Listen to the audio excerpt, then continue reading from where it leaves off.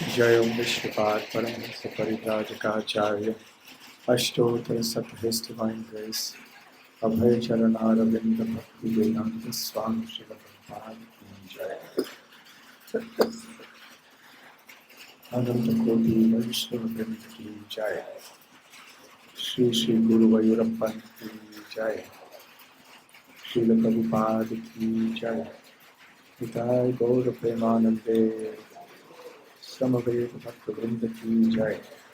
समवेत भक्त वृंद की जय। समवेत भक्त वृंद की जय। श्री श्री गुरु गौरांग की जय।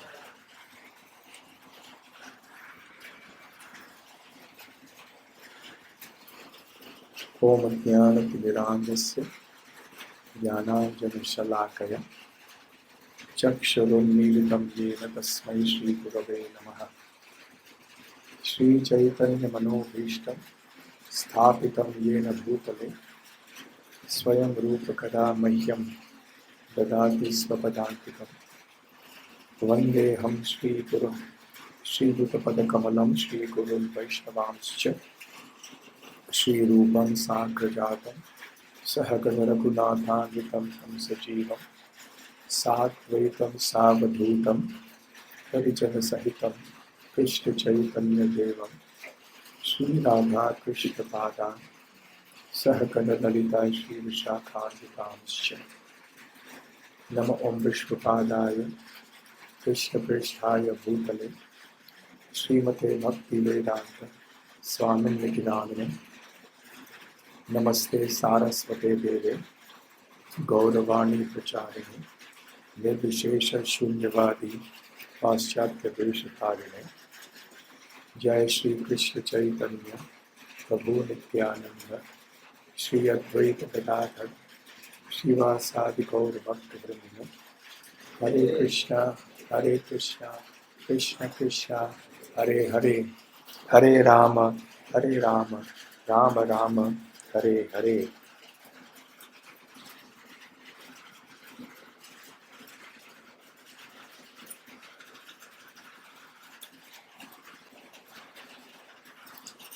हरे कृष्णा। आज आप सबने कितना संकीर्तन किया है। कभी वर्षा ही वर्षा हो रही है। संकीर्तन यज्ञ से हर प्रकार की कमी पूरी हो जाती है। आप में से कितने भक्तों ने गुरुवयुरप्पन का दर्शन अभी तक नहीं किया, यह आने के बाद अभी तक नहीं कर पाए? ठीक है, कम भक्त हैं। आप में से अधिक भक्त दर्शन कर पाए। कैसे लगा आपको? दर्शन बहुत विशेष है।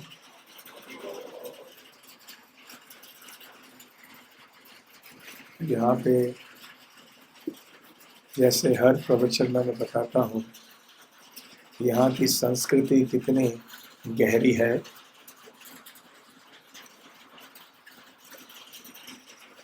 सुबह को हम अन्य मंदिरों में भी गए थे। मम्मीयूर महादेव मंदिर में आप में से कितने भक्तों ने वहाँ शिव जी का दर्शन नहीं किया? हाथ ऊपर कीजिए। ठीक है, आप कल अवश्य कीजिए, क्योंकि ऐसे बताया जाता है कि गुरुवायूर में आके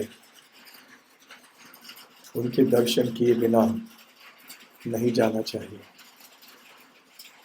ये स्थान जहाँ पर श्री कृष्ण गुरुवायूर के रूप में खड़े हैं, वो शिव जी के कारण हुआ है, और इसकी चर्चा हम थोड़ी देर में करेंगे। और उसके बाद हम गए थे पार्थसारथी मंदिर। पार्थसारथी मंदिर आप में से कितने भक्त नहीं जा पाए हैं अभी तक? कई भक्त, वहाँ पर भी आप जाइए। कब जाएंगे पता नहीं, कल सुबह सुबह आपको जाना होगा।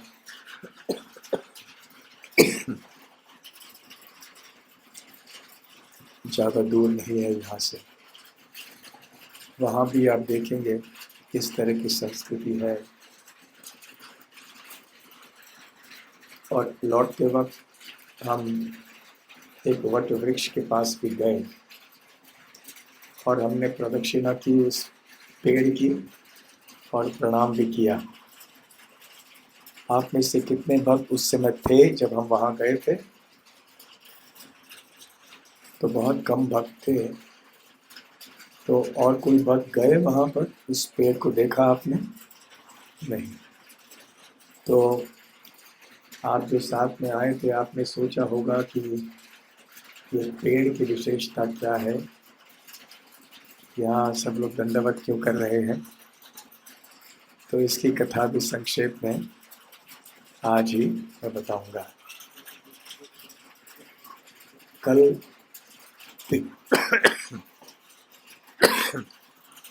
तिरुवनंतपुरम से गुरुवायूर की जो यात्रा है बहुत कष्टप्रद हुई सबके लिए। इसके लिए बहुत खेद है। आप सबको जो असुविधा हुई होगी उसके लिए क्षमा चाहते हैं, क्योंकि यह राजमार्ग इतने चौड़े नहीं हैं और कम अंतर को भी पार करने के लिए बहुत समय लगता है। और बीच में लगभग 3 घंटे हम वहाँ रुके थे तिरुवल्ला में। तो फिर भी आप में से कई भक्त यहाँ 11 बजे पहुँचे, कोई 12 बजे पहुँचे। तो बस में आते आते आपको बहुत कष्ट हुआ होगा, परंतु 700 लोगों के लिए ट्रेन की व्यवस्था करना इतना आसान नहीं है। तो खैर आ तो गए हम सब गुरुवायूरप्पन। तो आपको अच्छा लग रहा है ना कि जो कष्ट आपने सहन किया वो अभी पूर्ण हो गया, उसका फल आपको मिल गया।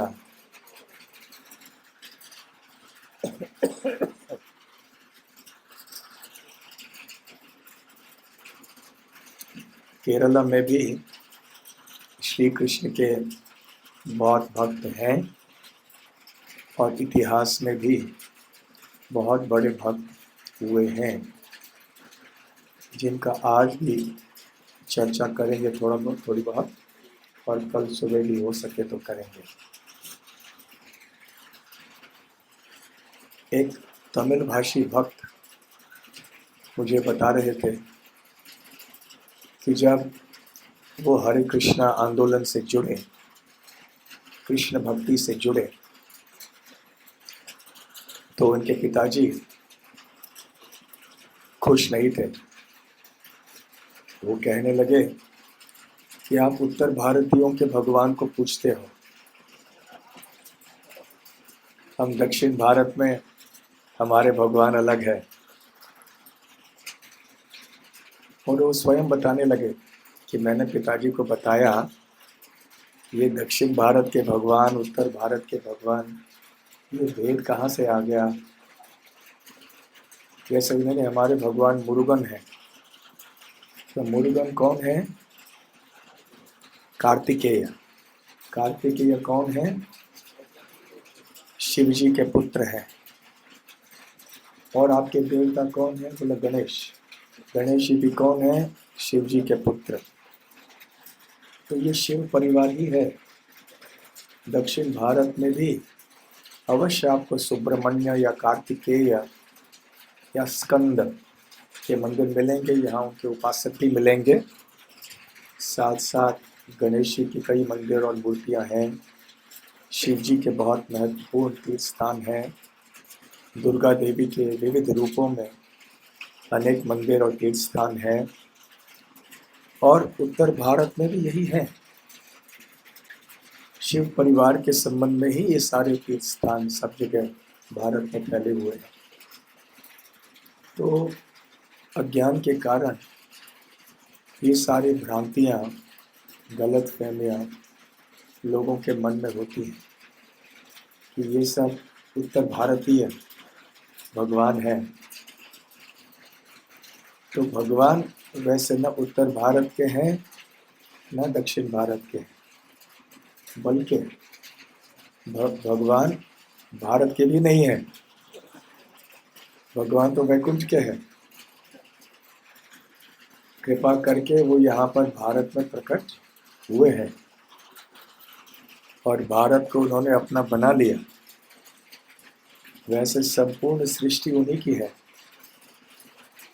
ऐसा कोई स्थान संपूर्ण सृष्टि में नहीं है जो कि उनका नहीं है।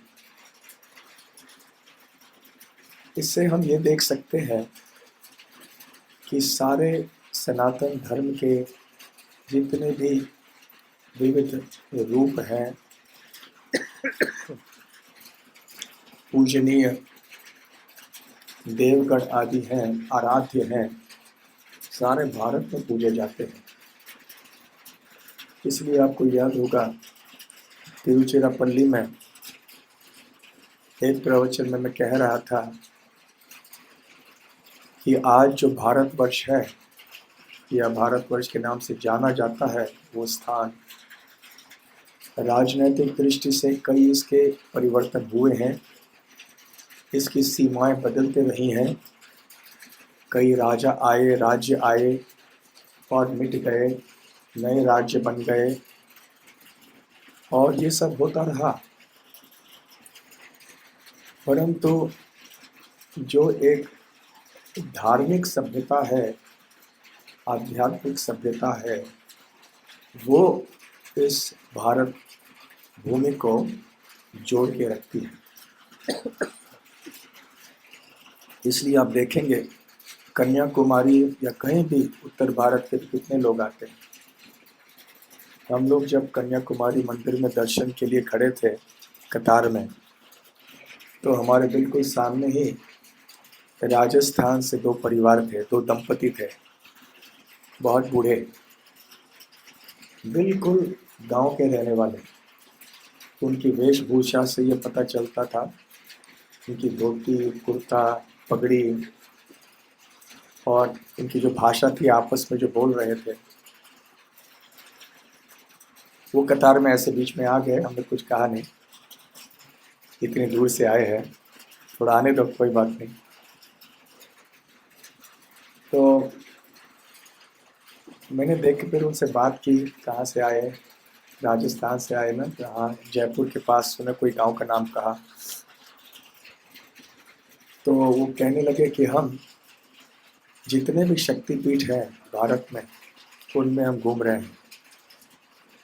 अभी हम 21 दिन से घूम रहे हैं और उनके पास सामान कितना था, उनकी जो माता जी थी उन्होंने सर के ऊपर कुछ कपड़े में लपेट के कुछ रखा था बस, और इनके हाथ में कुछ कपड़े में बांध के कुछ रखा था, यही इनका सामान। और इतना सामान लेकर देश भर घूम रहे हैं। और मैंने पूछा आप बात कैसे करते हैं, उनको हिंदी भी ठीक से नहीं आती, तो अंग्रेज़ी तो नहीं आती, तो यहाँ तमिलनाडु में, केरला में मैं कैसे आप बात करते हैं, हो जा रहा है। पहले के ज़माने में भी ऐसे हुआ करता था, लोग एक जगह से दूसरी जगह जाते थे। कम से कम आजकल सिनेमा, टीवी आदि के माध्यम से भी लोग इधर उधर की भाषाएं सीख जाते हैं, समझ जाते हैं। लोग इधर के उधर जाते हैं, भाषाएं सुनने में आती हैं। परंतु पहले के ज़माने में ऐसा कुछ था नहीं। लोग तो इधर से उधर जाते थे, कैसे बात करते थे, क्या करते, कुछ पता नहीं। क्योंकि ये धार्मिक सभ्यता ये सब जगह एक ही थी,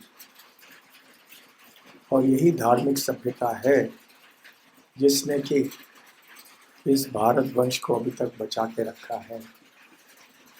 यद्यपि इस संस्कृति का ह्रास तेज गति से हो रहा है, फिर भी आप देखेंगे जैसे आज हम गए, कितनी भीड़ थी गुरुवायूर मंदिर में, वो भी दोपहर में मैं गया 3:30 बजे।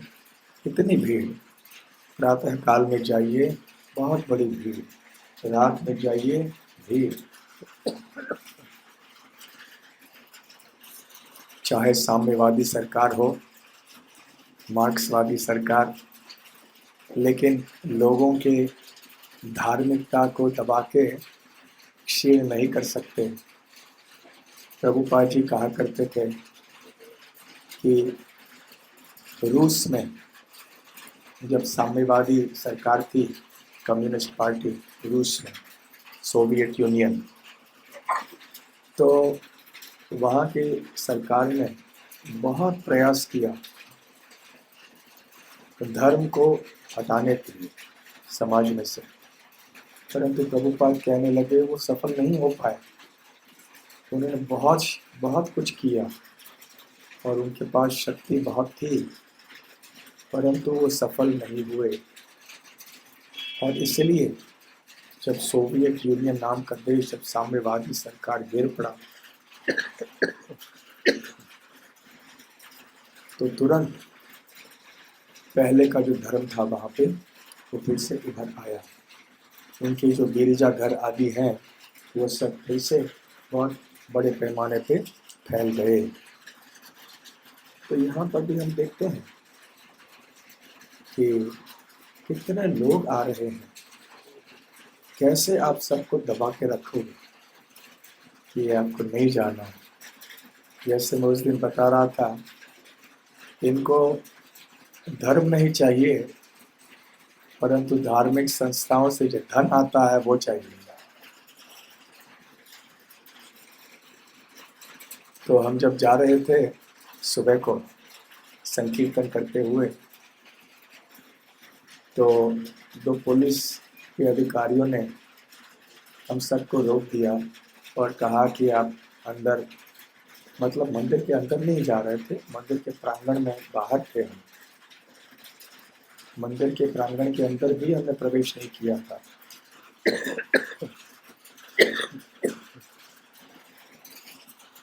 तो उन्होंने रोक दिया, कहिए आप कीर्तन बंद कीजिए।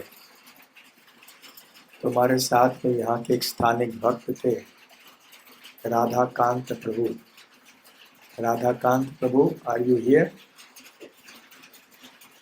Yes, please stand so everybody can see you. तो राधाकांत प्रभु ने, you can face everybody, see, say Hare Krishna to everybody. Please sit. तो उन्होंने मलयालम भाषा में पुलिस को बोला, पुलिस से कहा, हरिनाम संकीर्तन कलयुग का धर्म है, हम क्यों रोके इसको, हम संकीर्तन करते हुए जाएंगे, आप क्यों रोक रहे हैं हमें। तो वो पुलिस भी बेचारा घबरा गया, ये उन्होंने सोचा नहीं था कि ऐसे भी कोई उत्तर दे सकता है। तो खैर फिर हम लोग अंदर चले गए, कीर्तन करते करते चले गए। और यहाँ पे जब अंदर दर्शन के लिए गया मैं दोपहर में, सुबह को नहीं गया, दोपहर में, तो हाथी की यात्रा भी हो रही थी, हाथी प्रदक्षिणा हो रही। वहाँ भी कौन सा मंत्र गा रहे थे सारे भक्त? हरे कृष्ण महामंत्र गा रहे थे। हमारे भक्त लोग भी जुड़ गए, परंतु पहले से यहाँ पे हरे कृष्ण महामंत्र गाते हैं, यहाँ की प्रथा है। ऐसा नहीं है कि हरे कृष्ण महामंत्र केवल बंगाल का मंत्र है। कई लोग ऐसे बोलते हैं कि आपने बंगाल का मंत्र लाया है। ऐसे गलत फहमियाँ सब जगह होती है। तो यहाँ केरल में भी हाँ इतना ही है कि राम पहले, हरे राम पहले होता है, परंतु प्रभुपाद जी कहते थे कि फर्क क्या पड़ता है, हरे राम पहले कहें, हरे कृष्ण पहले कहें, आप कृष्ण और राम का नाम लीजिए। तो खैर यहाँ अभी हम गुरुवायूर में आए हैं। ये भारत में से प्रसिद्ध मंदिरों में से एक है। हम अनंत पद्मनाभ स्वामी मंदिर गए थे, कन्याकुमारी में भी गए थे, और ये सब प्रसिद्ध मंदिरों में से है। बहुत बड़ी संख्या में लोग यहाँ पर आते हैं। ये दक्षिण भारत का द्वारका है, ऐसे लोग कहते हैं। कभी कभी इसका नाम भूलोक वैकुंठ भी है कहा जाता है। और यहाँ पे जो विग्रह है वो है गुरुवायूरप्पन। तो अप्पन अर्थ एक सम्मान का शब्द है।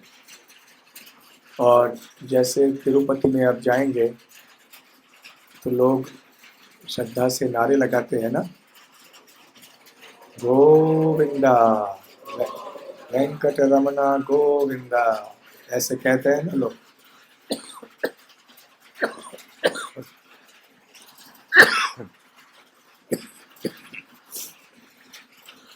तो यहाँ पर भी लोग कहते हैं कृष्णा और गुरुवायूरप्पन, ऐसे वो पुकारते हैं भगवान को। और केरला में तो कम से कम सबसे प्रसिद्ध मंदिर ये है। एक सज्जन मुझे बता रहे थे थोड़े दिन पहले, मैं जब तिरुवनंतपुरम आ रहा था उससे 1-2 दिन पहले, कि जो बड़े बड़े साम्यवादी नेता हैं वो भी आते हैं इधर। अपने निजी जीवन में वो यहाँ आके खुद गुरुवायूरप्पन की सेवा करते हैं। जब बाहर जाते हैं फिर मार्क्सवादी और साम्यवादी और ये सब बातें उनकी होती हैं, परंतु यहाँ आके गुरुवायूरप्पन की पूजा करते हैं। आप सब लोग सुन पा रहे हैं क्या? ये पहले पूछना चाहिए था, क्योंकि बारिश की आवाज़ भी आ रही है। हमारे गुरुवायूर इस्कॉन मंदिर के भक्तों को धन्यवाद कि उन्होंने इतनी अच्छी व्यवस्था यहाँ पर करके दी है। बहुत सोच समझ के उन्होंने ऊपर ऐसे पतरा भी डाल दिया है जिससे कि पानी अंदर ना आए। तो ये बहुत प्रसिद्ध यहाँ है मंदिर। यहाँ भगवान श्री कृष्ण वासुदेव के रूप में विराजमान है।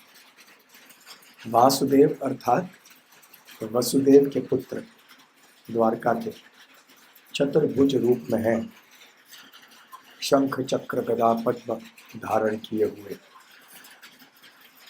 और बहुत ही सुंदर रूप है भगवान का।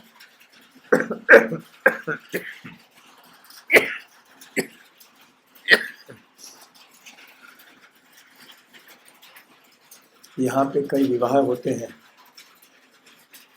और कई ऐसे दंपति सोचते हैं कि यहाँ आके गुरुवायूरप्पन की कृपा प्राप्त हो तो उनको संतान की प्राप्ति हो सकती है और विवाहित जीवन भी ठीक चल सकता है। खैर जो भी हो, विवाहित जीवन को ठीक रखने के लिए भी आए तो आइए, कम से कम आए, लेकिन और भगवान कृष्ण की सेवा में लगे रहें। इस विग्रह और मंदिर का इतिहास बहुत प्राचीन है। ऐसे बताया जाता है कि ये जो विग्रह है इसकी उपासना पहले वसुदेव और देवकी द्वारका में कर देते थे। और जब श्री कृष्ण के तिरुभाव का समय आया निकट, तो श्री कृष्ण ने भविष्यवाणी की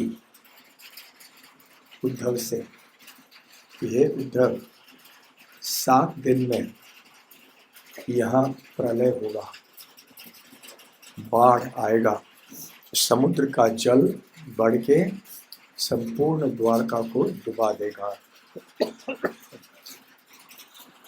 और मेरा आदेश तुमसे ये है कि ये जो विग्रह है, इस मेरे विग्रह को तुम बचाओगे और बचा के देवताओं के गुरु बृहस्पति को दोगे। बृहस्पति जानते हैं आप कौन है? देवताओं के गुरु हैं। जैसे असुरों के गुरु हैं शुक्राचार्य, तो देवताओं के गुरु हैं बृहस्पति। तो बृहस्पति को गुरु भी कहते हैं। आप में से विशेष करके जो ज्योतिष शास्त्र जानते होंगे, आप तो जानते हैं कि गुरु एक ग्रह भी है। तो फिर उद्धव को तो ये सब अच्छा नहीं लगा सुन के कि श्री कृष्ण का तिरुभाव होने वाला है और समुद्र का जल आके डुबा देगा ये द्वारका शहर को। परंतु जैसे भगवान ने भविष्यवाणी की थी वैसे ही हुआ। 7 दिन में प्रलय हो गया और सारा जल यहाँ द्वारका में आ गया। तो फिर उद्धव समुद्र के तट पे गए उदास होकर, और उन्होंने वहाँ पानी में, समुद्र के पानी जल में इस विग्रह को तैरते हुए देखा। परंतु थोड़ा अंदर था ये समुद्र में। तो उद्धव ने वायुदेव से प्रार्थना की, वायुदेव से निवेदन किया कि कृपया वो विग्रह मुझ तक पहुंचाइए।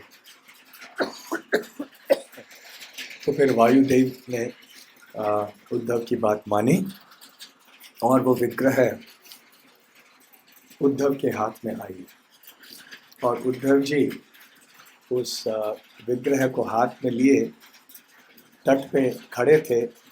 ये सोच रहे थे कि अब बृहस्पति कहाँ से मिलेंगे, बृहस्पति को कैसे देंगे हम ये। और ठीक उसी समय बृहस्पति भी वहाँ पर चले आए, क्योंकि भगवान का मैनेजमेंट बड़ा ठीक रहता है, व्यवस्थापन। कभी कभी हम लोग जब व्यवस्थापन करते हैं ना, 2-4 लोगों को बताना होता है, किसी चीज़ कोई करनी होती है, यहाँ की भी वहाँ दोनों जगह बताना होता है, तालमेल हो। कभी यहाँ बता देते, वहाँ नहीं बताते, तो बिल्कुल गड़बड़ हो जाता है। यदि भगवान भूल गए होते बृहस्पति को बताने के लिए, तो बृहस्पति आए नहीं होते, तो उनकी योजना, उनका मैनेजमेंट खराब हो जाता है। परंतु भगवान है, परिपूर्ण है, तो बृहस्पति वहाँ आए और उनको पता था, भगवान ने पहले उसे कह दिया था कि ऐसे होगा और ये विग्रह आपके पास आएगा। उद्धव ने तो सारी कहानी बताई, परंतु बृहस्पति को पहले से ये पता था।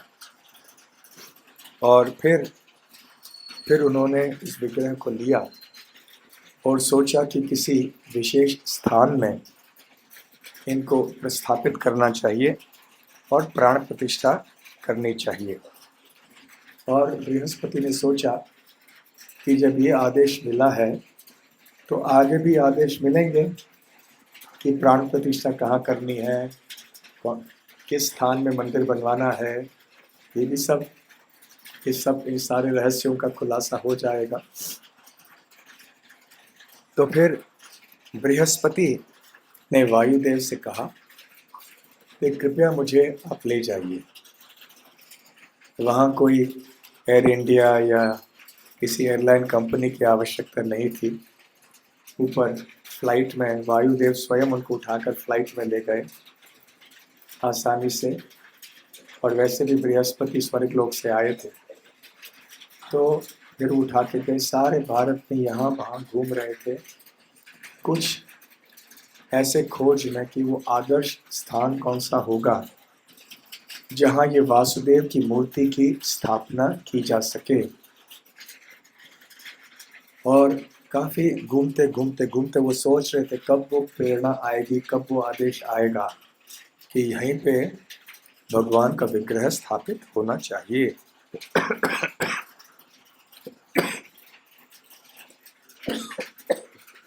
तो फिर सारे भारत में भ्रमण करते करते वो इस स्थान में आए, जिस स्थान का नाम आज गुरुवायूर है। और बहुत रमणीय स्थान था। उन्होंने देखा कि नीचे एक बहुत सुंदर तालाब है, सरोवर है, जिसमें ढेर सारे कमल पुष्प खिले हुए हैं, उग रहे हैं। और इस कमल पुष्प के इस सरोवर के तट पे क्या हो रहा है अहो आश्चर्यम, यहाँ पे शिव जी और पार्वती देवी सुंदर नृत्य कर रहे हैं। तो बृहस्पति बड़े विस्मित हो गए और वो और वायुदेव दोनों नीचे उतरे और बहुत आश्चर्यचकित होकर वो इस नृत्य को देखते रह गए और बहुत ही आकर्षित हुए, स्तब्ध हो गए। उधर जब यह नृत्य संपूर्ण हुआ तो बृहस्पति ने शिव जी के सामने जाके प्रणाम किया और ये भी बताया कि उनके पास ये वासुदेव का विग्रह है, कि आप बताइए कि इस विग्रह की स्थापना हमें कहाँ करना चाहिए। तो शिव जी ने कहा यहीं कर दीजिए, बहुत सुंदर स्थान है। और शिव जी ने कहा, क्योंकि वो वहाँ थे पार्वती देवी के साथ, तो शिव जी बड़े उदार हैं और वैसे भी शिव जी परम वैष्णव हैं।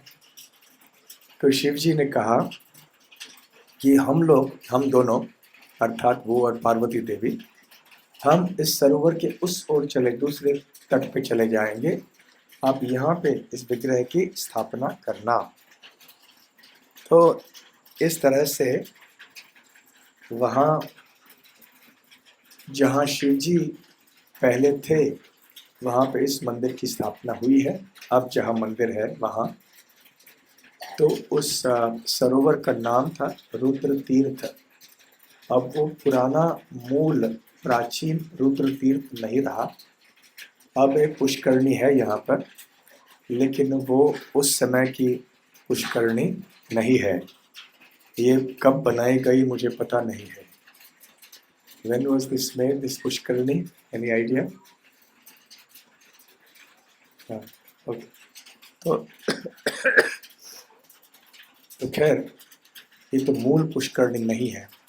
तो रुद्र तीर्थ जो है वो सरोवर तो सूख गया, क्योंकि कितने साल पहले की बात है, हजारों हजारों साल बीत गए, उसमें ये सरोवर भी बीत गया। तो खैर इस तरह से केवल अब यहाँ मंदिर रह गया। और जहाँ शिव जी रुद्र तीर्थ के उस तरफ चले गए वहाँ पे शिव जी का मंदिर है और इस मंदिर का नाम है मम्मयूर मंदिर। तो यहाँ हम आज सुबह गए थे मम्मयूर मंदिर में, तो ये अपभ्रंश है, महिमा यूर, जो महिमा का स्थान है वहाँ पे शिव जी विराजमान है।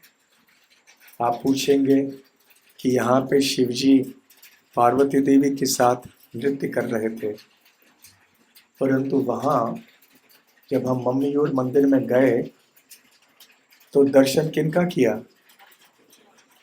शिव जी अकेले थे या पार्वती देवी साथ में थी? कितने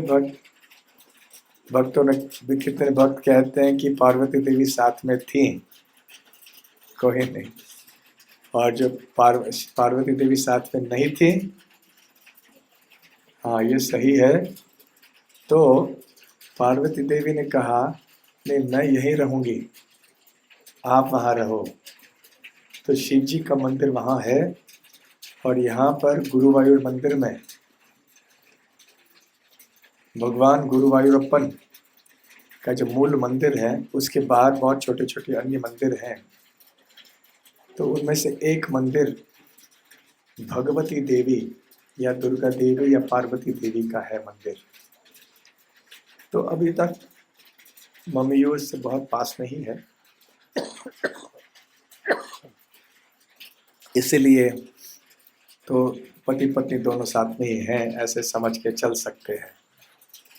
तो ऐसे कहा जाता है कि जब भी कोई गुरुवायूर आता है उन्हें अवश्य गुरुवायूरप्पन का दर्शन तो करना ही चाहिए, साथ साथ मम्मयूर महादेव का भी दर्शन करना चाहिए।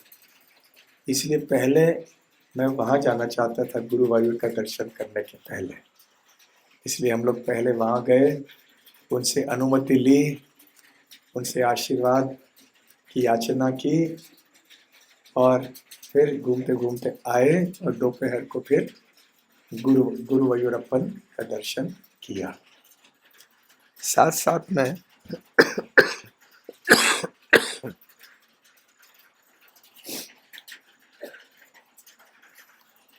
ऐसे बताया जाता है, मैंने वहाँ पे देखा एक ऐसे कोई सूची थी वहाँ पे उस मंदिर में, आज दोपहर में मैंने देखा एक मुर्गी के बारे में, और वहाँ बतलाया गया है कि ये मुर्गी बहुत विशेष थी, ये शिव जी की बहुत श्रेष्ठ उपासक थी।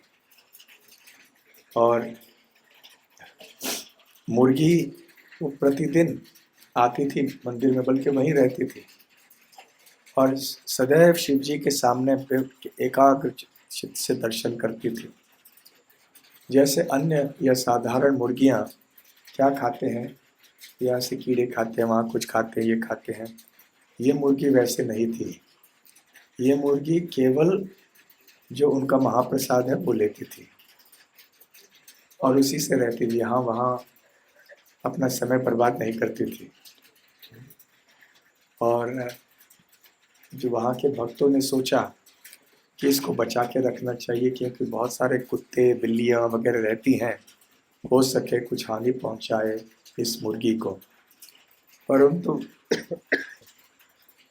कोई हानि नहीं पहुँची और कुत्ते बिल्ली भी इनसे दूर ही रहते थे। तो इस मुर्गी का विशेष कोई स्थान है।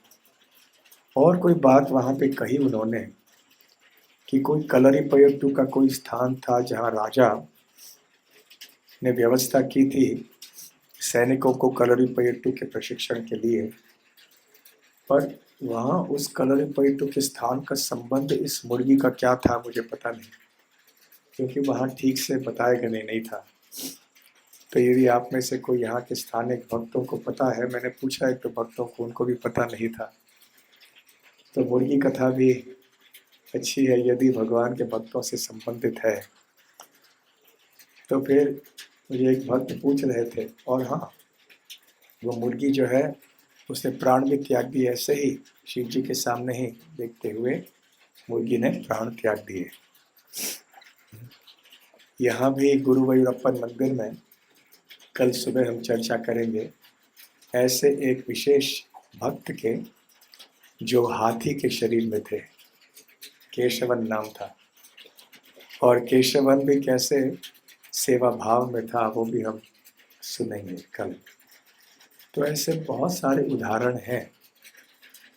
साधारण एक नियम है कि मनुष्य जीवन में ही हम भक्ति कर सकते हैं।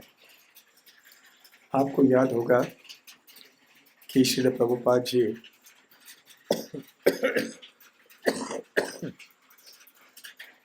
भगवत गीता के नेहा विक्रमनाशोस्ति प्रत्यवायो न विद्यते स्वल्पम अप्यस्य धर्मस्य त्रायते महतो भयात्, इस श्लोक के विश्लेषण में या तात्पर्य में कहते हैं कि सबसे बड़ा भय ये होता है कि व्यक्ति को मनुष्य जन्म अगले जीवन में न मिले, कोई पशु जीवन मिल जाए, क्योंकि केवल मनुष्य जीवन में ही भगवान की भक्ति करने की संभावना है। आइए यहाँ पर आइए सामने, कोई बात, आइए आइए, come come, no problem, come, sit comfortably here, come in the front, सामने आ जाओ। तो साधारणतः मनुष्य समाज में, मनुष्य जीवन में ही हम भगवान की भक्ति कर सकते हैं।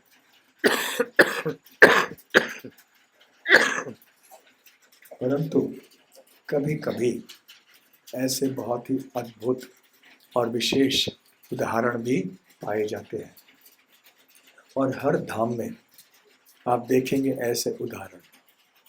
हर एक धाम में जहाँ भी आप जाएंगे, कोई न कोई ऐसे पशु या ऐसे पक्षी, ऐसे किसी विशेष ऐसे भक्त का उल्लेख आप अवश्य सुनेंगे।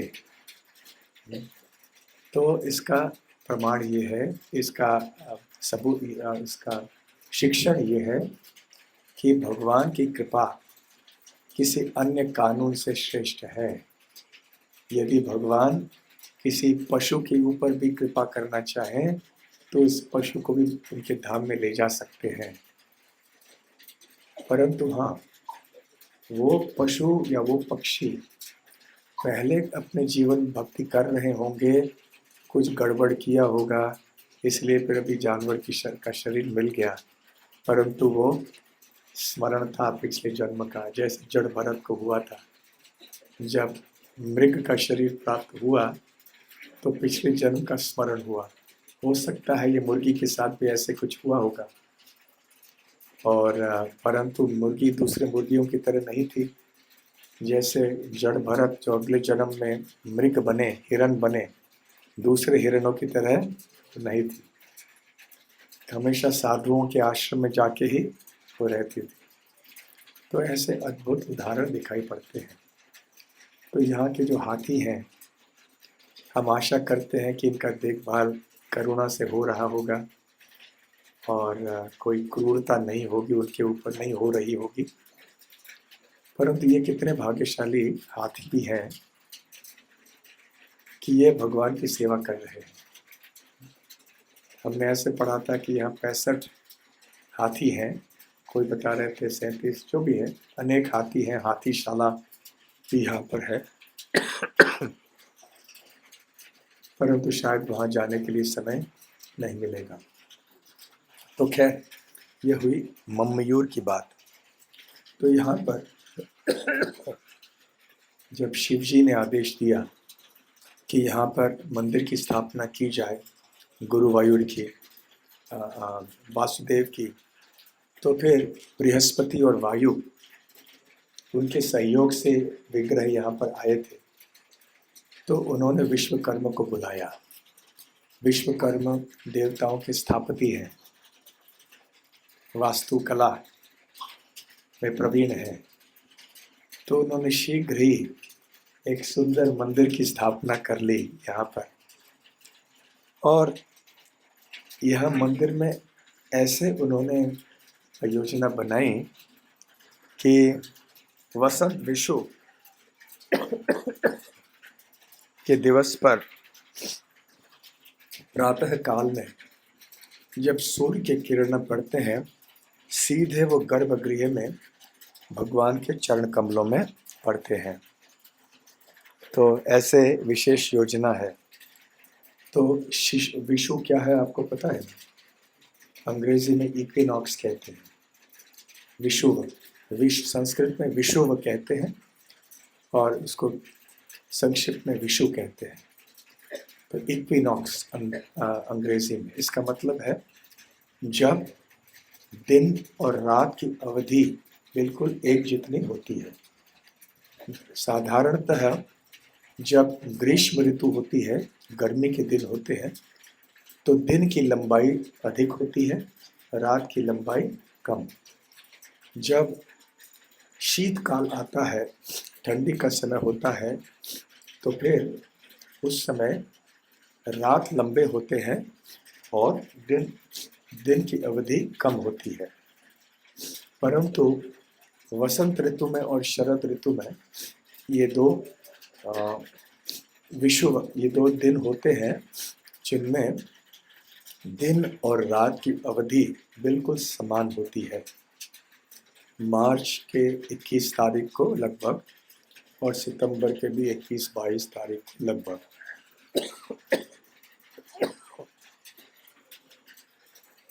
तो उत्तर यहाँ पे भारत में हमारे लिए लगभग 21 मार्च में ये वसंत ऋतु का विषुव होता है।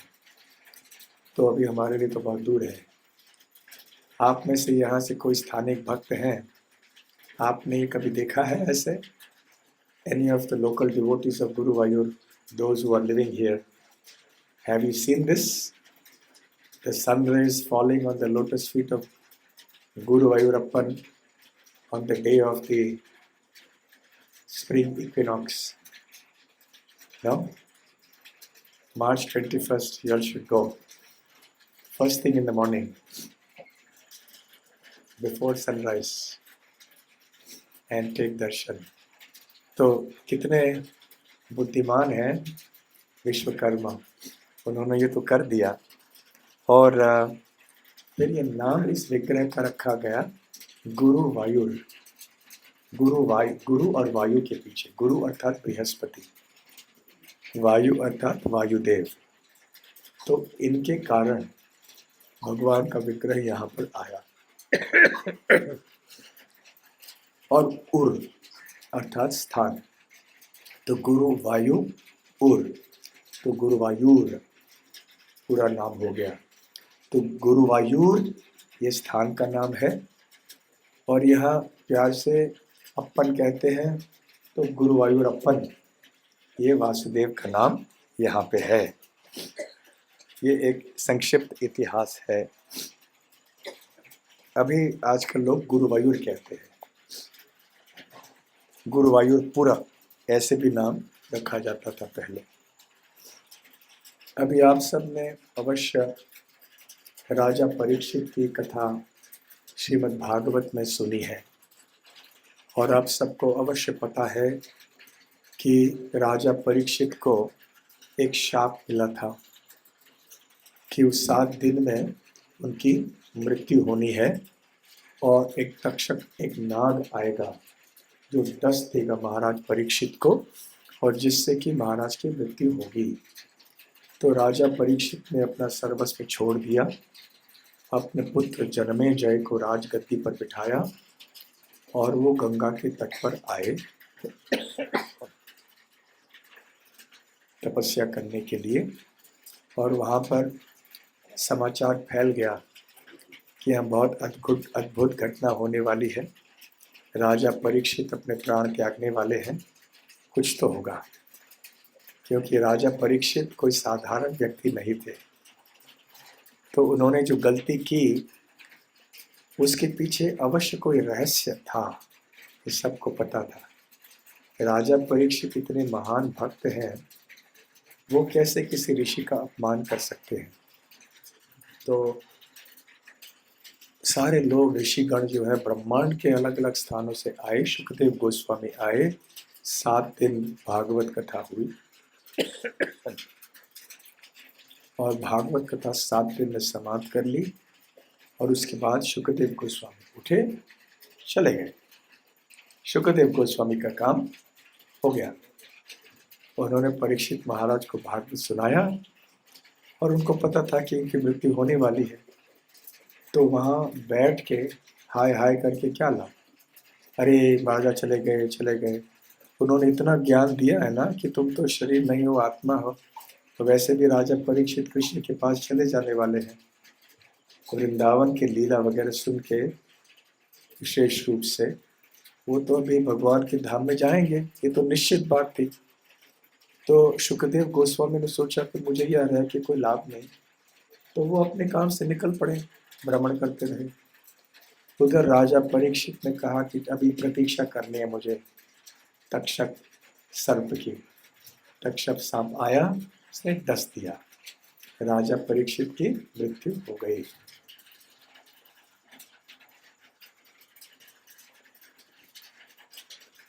उधर जनमेजय राजा राजगद्दी पर बैठे तो थे, राजा तो थे और बहुत अच्छे राजा भी थे, अच्छे भक्त भी थे, परंतु उनके हृदय में क्रोध बहुत था तक्षक नाग के ऊपर कि इन्होंने मेरे पिता की हत्या कर डाली।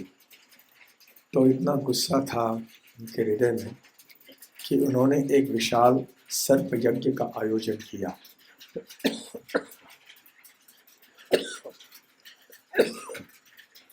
जिसमें हर जगह से जितने भी नाग थे वो सब प्रविष्ट हुए आग में और नष्ट हो गए। तो ऐसे इतनी बड़ी संख्या में नाग की हत्या होने लगी, फिर देवलोकों को आके उनसे निवेदन करना पड़ा, बस रोको अभी, ये सब मासूम है, इन्होंने तो तुम्हारे पिता की हत्या नहीं की है, तो इनकी हत्या क्यों कर रहे हो, बहुत बड़ा अपराध हो जाएगा। तो फिर राजा जन्मेजय रुक गए और बाद में उनको बहुत पछतावा हुआ। तो उन्होंने सोचा कि प्रायश्चित मुझे कैसे करना चाहिए। तो उधर दत्तात्रेय ऋषि, जो भी भगवान के एक अवतार माने जाते हैं, वो उनके सामने आए और उन्होंने कहा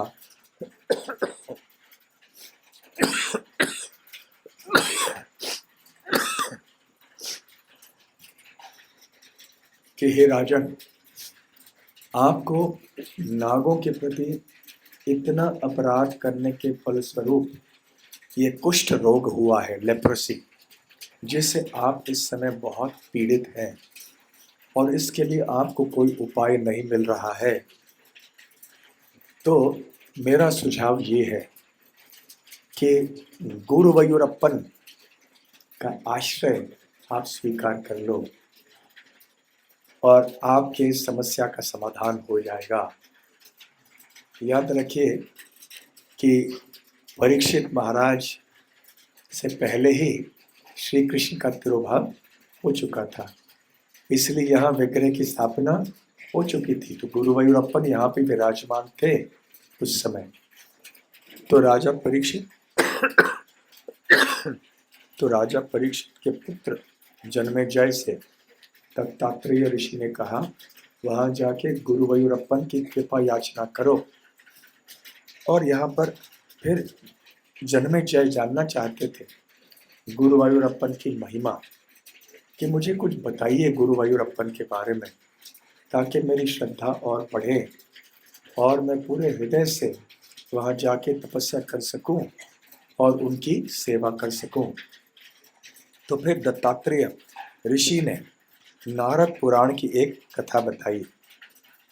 उन्होंने कहा कि ये विग्रह जो है वासुदेव का, ये सबसे पहले श्री कृष्ण ने ही बनाई और उनके पास थी।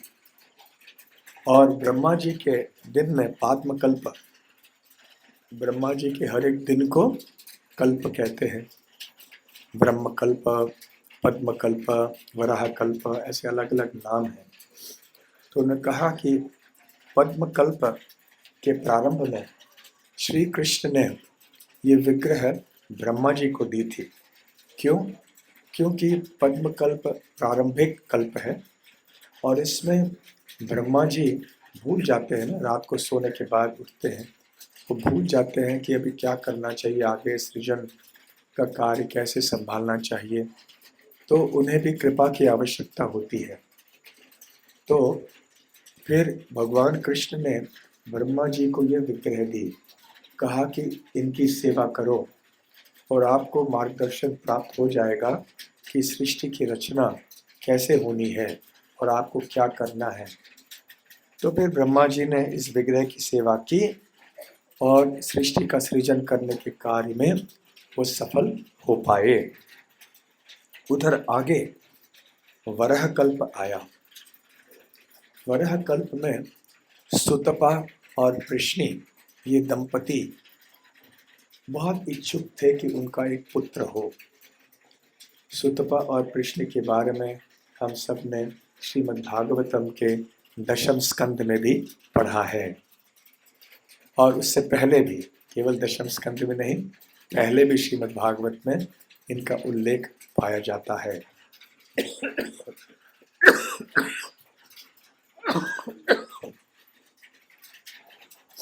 तो ब्रह्मा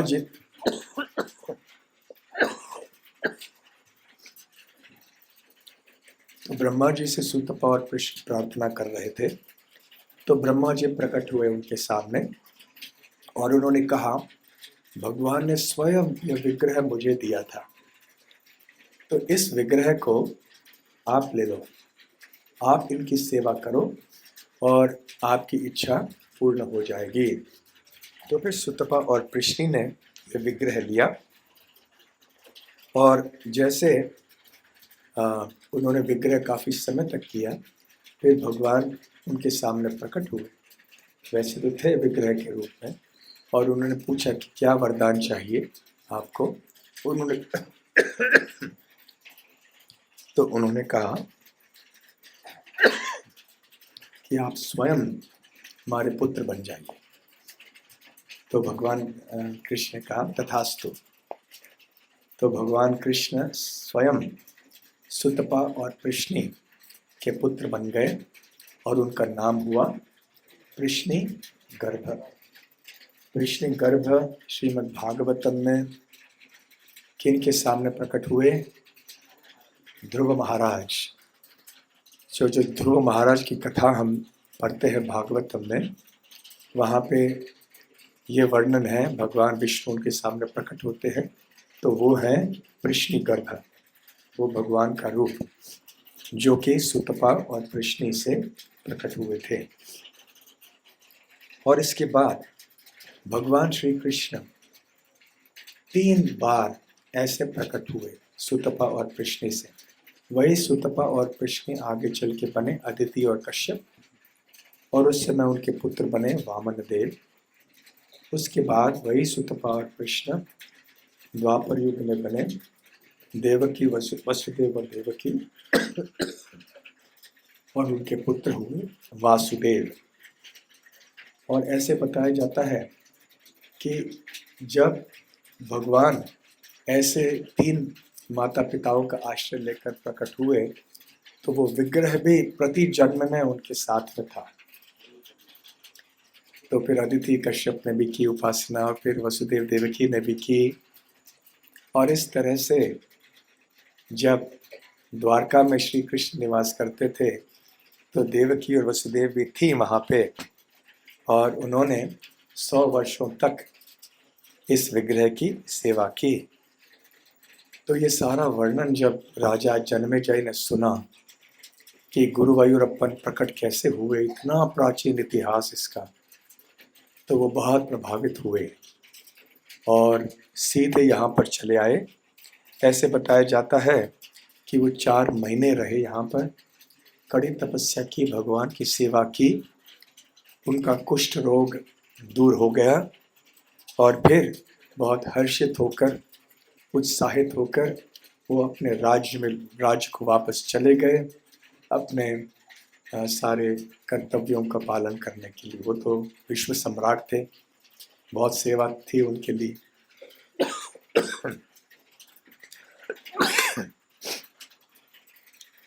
तो ये राजा जन्मेजय से संबंधित कथा है यहाँ के लिए। और एक श्रीमद् भागवतम का कथा का संबंध यहाँ से है, और वो है राजा प्राचीन बहिषत के पुत्र जिनका नाम था प्रचेता। 10 पुत्र थे, 10 भाई थे। तो राजा प्राचीन बड़ी ने अपने पुत्रों से कहा कि जाओ तपस्या करो। ये प्रथा थी वैदिक सभ्यता में कि भले कोई राजकुमार हो, कोई साधारण व्यक्ति भी क्यों ना हो, हर एक को अपने अपने जीवन में सफलता प्राप्त करने के लिए अपनी युग अवस्था में तपस्या करनी चाहिए।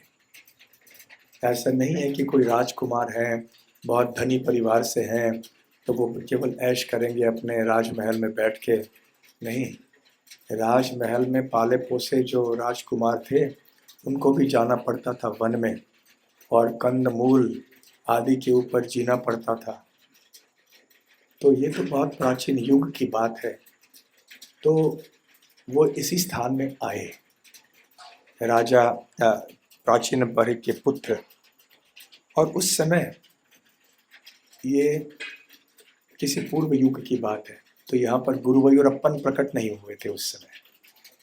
तो यहाँ पर शिव जी निवास करते थे, जैसे हमने सुना, पार्वती देवी के साथ। और वो सरोवर का नाम क्या था और है? रुद्र तीर्थ। तो शिव जी जल के अंदर तपस्या कर रहे थे, वो रह रहे थे। तो वो बाहर आए और उन्होंने इन 10 पुत्रों को देखा। और इन 10 पुत्रों को देखा, बहुत अच्छे, बहुत सज्जन लग रहे हैं और धार्मिक लग रहे हैं, तपस्या करना चाहते हैं। तो शिव जी ने कृपा करके उनको रुद्र गीत सुनाया। जो रुद्रगीत श्रीमद् भागवतम में है, वो इसी स्थान में हुआ। तो 10 प्रचेताओं ने इस रुद्र गीत को सुना और कंठस्थ किया, और उनके लिए ये एक साधन बन गया, और इसी का वो जप आदि करते रहे, और इसी गीत का गान करते करते उन्होंने अपना जीवन सफल बना दिया। यहाँ तक कि भगवान इतने प्रसन्न हुए उनके इस तपस्या से कि वो उनके सामने प्रकट हुए और कहा कि आपको क्या चाहिए। वरम वृणीत्वम भद्रम वो यूयम ने नृपनंदनाः। उन्होंने कहा कि हे राजा के पुत्र, कल्याण हो आपका।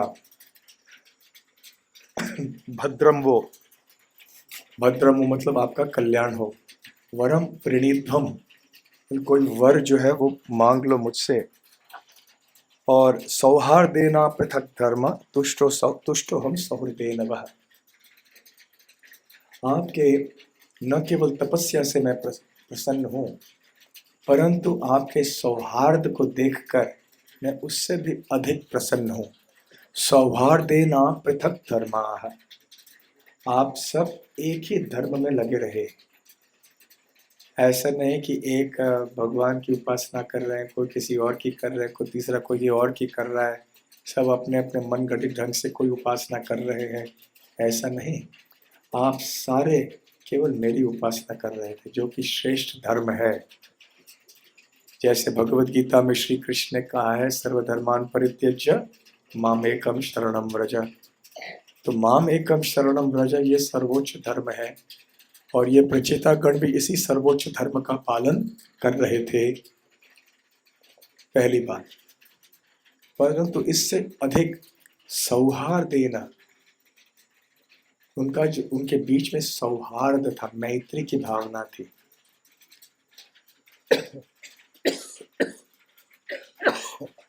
तुष्टो हम सुहृदेन वः, कि मैं बहुत संतुष्ट हूँ आपके मैत्री को देखकर।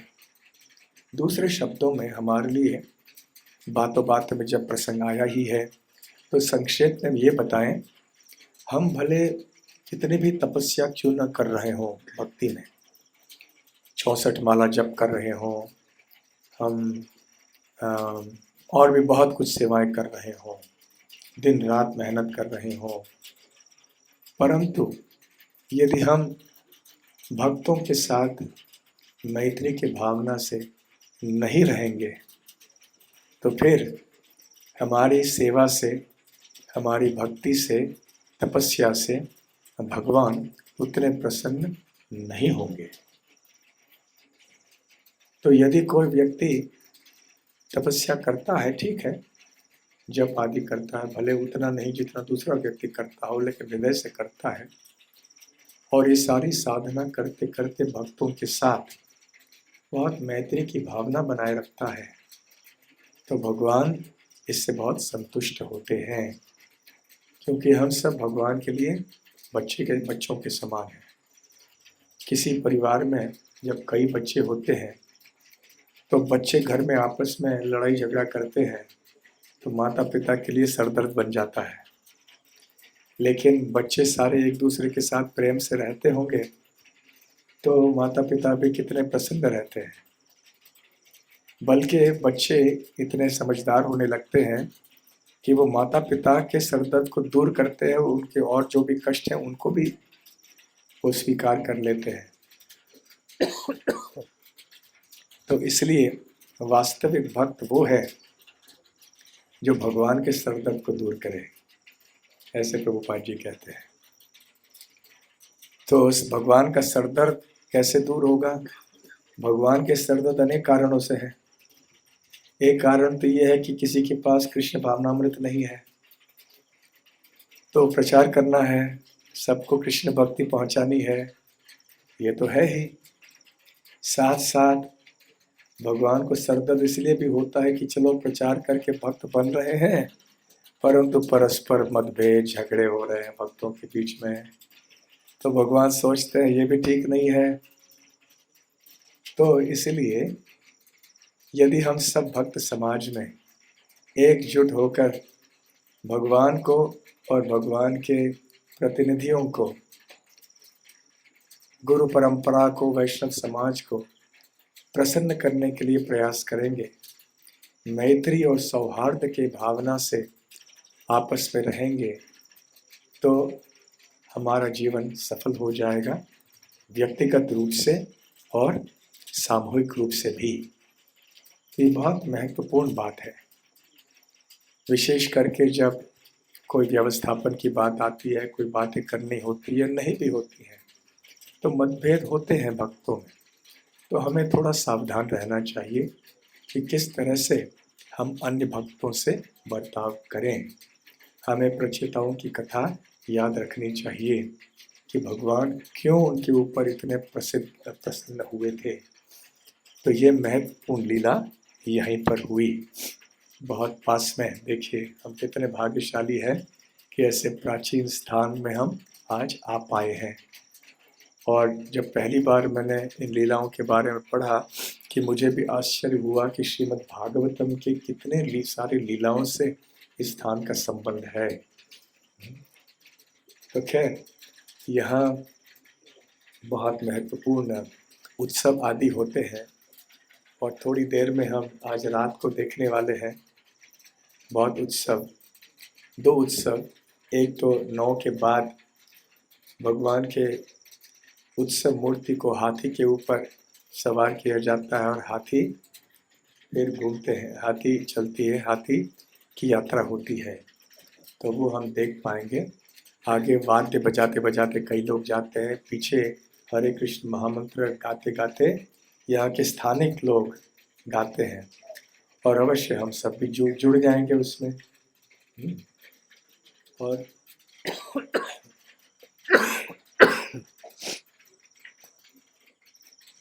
और यहाँ पे लक्ष्य दीपम ये भी होता है जहाँ 1 लाख दीप अर्पण किए जाते हैं प्रतिदिन शाम को। तो ये बहुत आकर्षक होता है। 1 लाख नहीं, 10,000 है शायद, या जितने भी होंगे। How many lamps? 10,000 और 1 लाख? 10,000, 10,000 दीप वहाँ अर्पण करते हैं। तो वो आपने देखे होंगे स्थान जहाँ पे वो दीप रखते हैं। यहाँ पे तरह तरह के भोग भी चढ़ाते हैं, केले से बने हुए चीज़ें तो है ही, पाल पायसम इत्यादि। और हो आपने पाया होगा महाप्रसाद, आपने सब पाया। गुरु वैरप्पन का थोड़ा वो पटने में आपको बांध के देते हैं। आप में से कितने भक्तों ने नहीं पाया?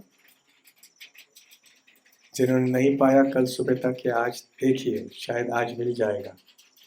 आप यहाँ के हैं तो यहाँ के भक्त हैं राधा कांत प्रभु, you can we ensure that all our devotees get some little prasadam from Mahaprasadam of Guru Vayurappan? Yes?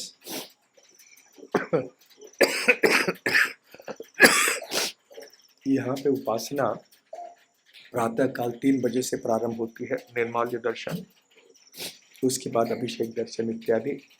1 बजे से 4:30 बजे तक दर्शन बंद रहते हैं, पर आज बीच में भाग्य से दर्शन खुल गए।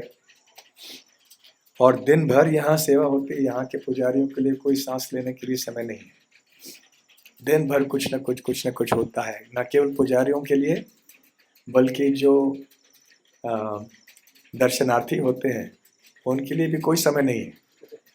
क्योंकि एक उत्सव हुआ या एक उपासना हुई, उसके बाद दूसरा, फिर तीसरा, फिर चौथा, कुछ न कुछ कहीं कहीं हो रहा होता है। और यहाँ पे इतने सारे संगीत के कार्यक्रम वगैरह आयोजित किए जाते हैं, इतने सारी चीज़ें अर्पण की जाती हैं भगवान को, वस्त्र हों या अन्य आभूषण हों इत्यादि। कभी कभी हाथियों का भेंट भी अर्पण किया जाता है भगवान को। परंतु जो शाम का उत्सव है वो सबसे आकर्षक होता है, हाथी का उत्सव, जो हम आज देखेंगे। और एक बात मैं बताना चाहूँगा कि यहाँ पे कई सभागृह हैं, ऑडिटोरियम्स, और एक है शायद मेलपतुर ऑडिटोरियम, दूसरा है गुरुवायूरप्पन ऑडिटोरियम। तो उसमें ये संगीत और नृत्य के कार्यक्रम चलते हैं। तो कृष्ण नाट्यम, प्रोनाउंसिएशन करेक्ट? हाँ, inside the temple Krishna Natyam मंदिर के अंदर पाया जाता है। और ये बहुत प्राचीन एक नृत्य पद्धति है जिसमें जो नट है वो नृत्य और नाटक दोनों के विशेष बातों को मिलाकर भगवान कृष्ण की मधुर लीलाओं को दर्शाते हैं। तो देखिए यहाँ की संस्कृति हर एक मंदिर में ऐसे पाया जाता है, कोई ना कोई ऐसे संगीत नृत्य। हम जब पार्थसारथी मंदिर में गए, मम्मीयूर मंदिर में गए, मम्मीयूर मंदिर में भी वहाँ कोई शास्त्रीय संगीत का कार्यक्रम, भजन वगैरह गाए जा रहे थे, है ना। तो ये संस्कृति यहाँ की है ऐसी। और ये कृष्ण नाट्यम से फिर कथकली शुरू हुई। कथकली का नाम आपने सुना है, भरतनाट्यम, कथकली, ये दक्षिण भारत के हैं। फिर उड़ीसा में ओडिशी है, फिर मणिपुर के मणिपुरी नृत्य हैं। ये सब भगवान कृष्ण के लीलाओं के संबंध में है। तो यहाँ पे दक्षिण भारत में ये कृष्ण नाट्यम और कथकली ये नृत्य आज भी दिखाते हैं।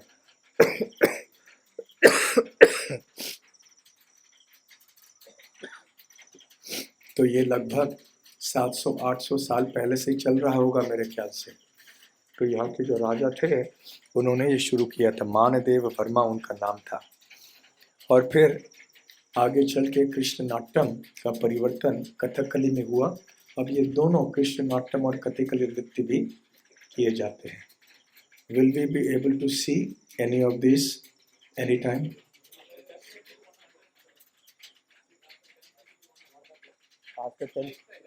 After 10:30 at the night, inside the temple or in the auditoriums outside? ठीक है। तो आप में से किसी को यदि रात में थोड़ी देर से सोना है तो आप वहाँ जाके कथकली या कृष्ण नाट्यम थोड़ा बहुत देख सकते हैं। तो अभी 5 मिनट है, तब तक एक छोटी सी लीला बता दें। जहाँ जिस पेड़ का दर्शन हमने किया आज और जहाँ हमने प्रणाम भी किया, उस पेड़ का संबंध एक महिला भक्त से है जिनका नाम था मंजुला। तो वो प्रतिदिन भगवान गुरुवायूरप्पन के लिए फूलों की माला बना के आती थी और यहाँ देती थी और गुरुवायूरप्पन के सेवक हैं वो उनको अर्पण करते थे। तो एक बार हुआ ये कि उनको देर हो गई और दरवाजे बंद हो गए और वो सेवा बंद हो गई। तो अभी वो बहुत उदास हो गई और वो पहुंच पाए केवल उस वटवृक्ष तक जहाँ से हाथी की यात्रा शुरू होती है। वहाँ पर बैठ के वो रो रही थी कि आज मैं सेवा नहीं कर पाई। तो उधर पूंतानम नाम के एक भक्त जिनकी चर्चा हम कल करेंगे, यहाँ के सबसे प्रसिद्ध भक्त पूंतानम।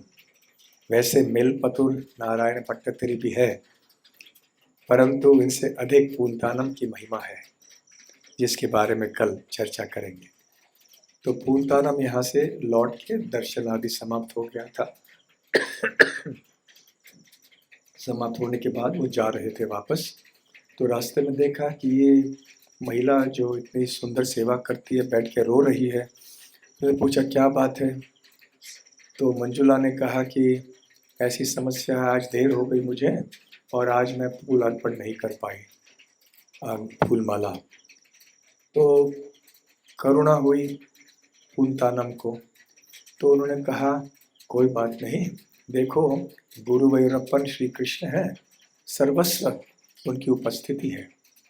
तो यहाँ ये वट वृक्ष है, इसके नीचे जो पत्थर है यहाँ पे श्री कृष्ण है, यहाँ पे अर्पण कर लो और भगवान गुरुवायूरप्पन स्वीकार कर लेंगे। अब पूंतानम ने ये बात कही, कोई साधारण व्यक्ति नहीं है, तो बड़े आनंद से वहाँ अर्पण करके वो चली गई। हृदय संतुष्ट हुआ कि चलो आज भी मैं सेवा कर पाई। उधर अगले दिन प्रातः काल में जब भगवान के फूल मालाएं एक के बाद एक निकाल रहे थे पुजारी, तो एक माला जो थी शेष अंतिम माला वो रह गई भगवान के शरीर के ऊपर।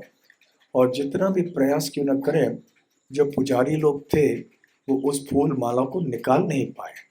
ऐसे लगता था कि वो चिपक गया वहाँ पर भगवान के विग्रह से। तो उस समय पूर्णतानम वहाँ पर आए और उन्होंने पूछा कि क्या बात है। तो एक पुजारी ने बताया ऐसे है।